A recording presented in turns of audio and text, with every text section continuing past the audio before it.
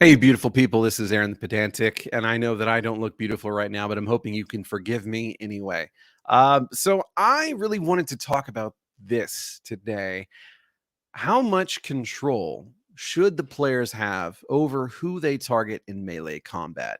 This is something that I've never really thought about until I read first edition AD&D Dungeon Master's Guide, where it says that if you have a group of enemies attacking a group of allies and vice versa, then they're not really going to know exactly who it is that they're going to end up fighting necessarily, who they could end up killing.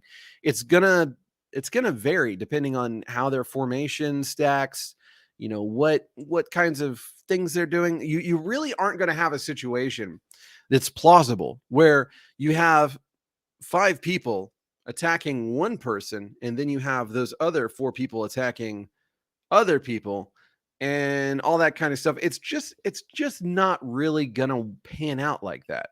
And so from a verisimilitude perspective, the solution that it gives, which is basically that kind of like whenever you fire a missile into a melee, there is a random determination of who exactly it is you're going to be damaging.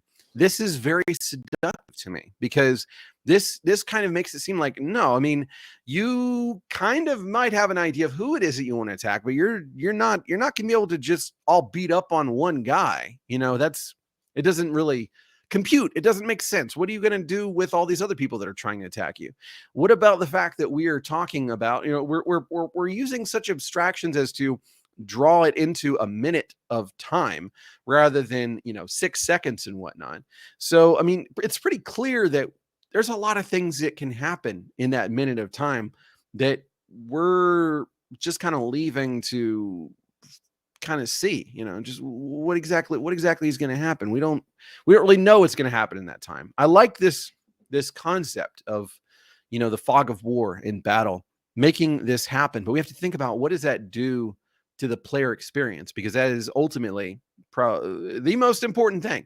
Do the players have some meaningful way of engaging with the world that allows them to make decisions that matter and make proper choices that are well informed and bear great results? That's the big juice that we want to squeeze out of this thing.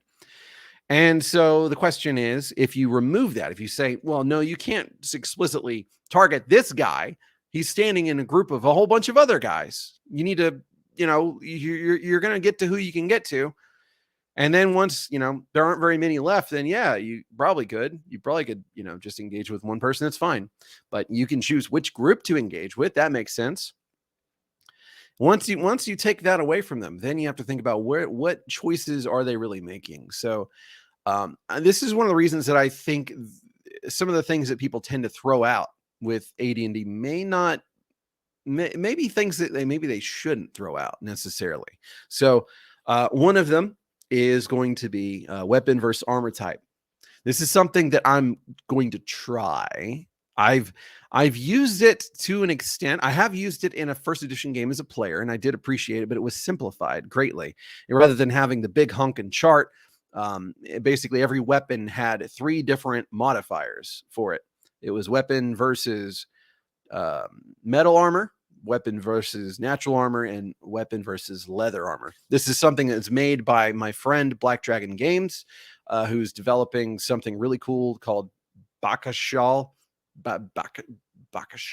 He's probably gonna get on to me for pronouncing it wrong.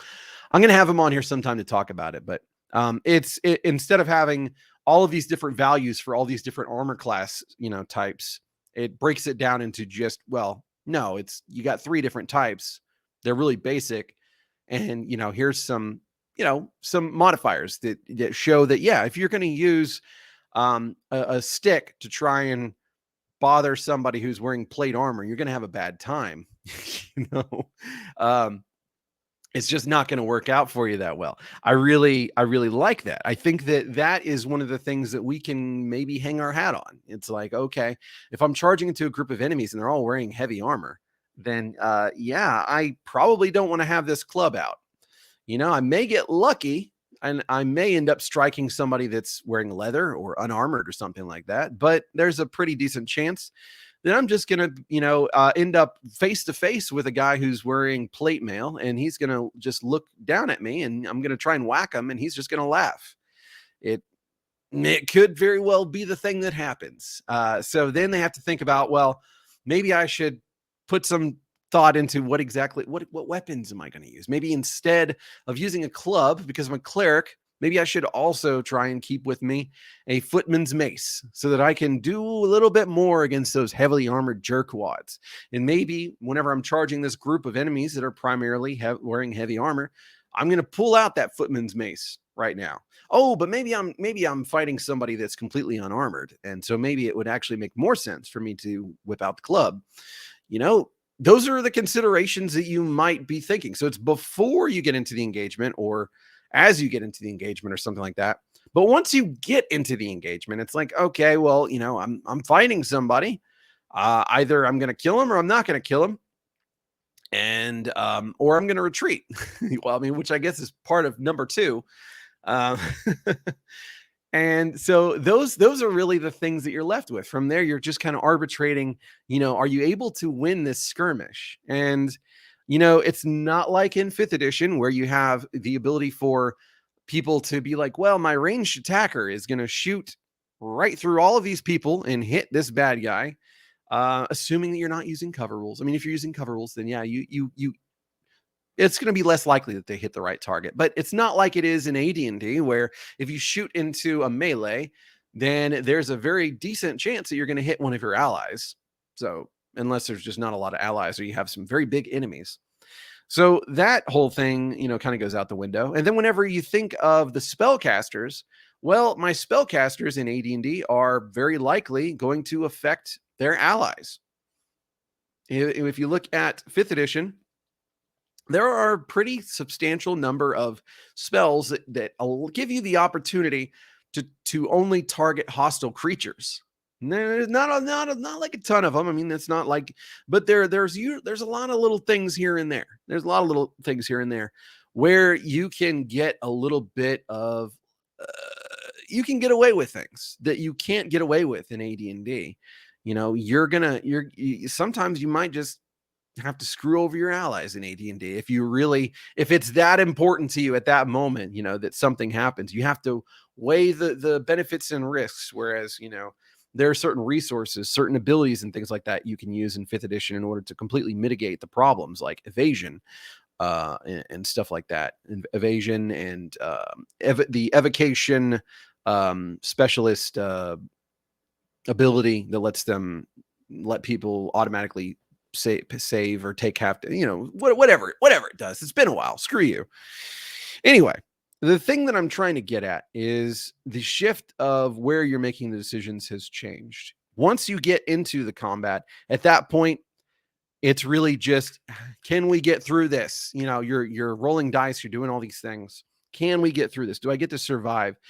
And now that I've killed this guy, then really there's only these ones left. Now there's, the morale check that needs to be done.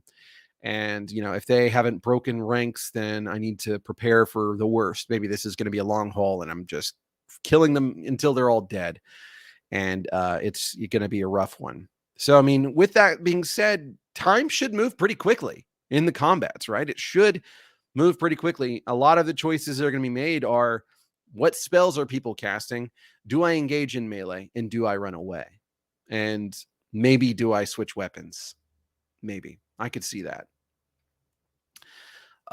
Beyond that, there's really not a whole lot. So whenever people talk about AD&D combat taking a whole long time, I've experienced it with 2nd edition. I'm not sure that I'm going to experience it so much with 1st edition. I'm really curious.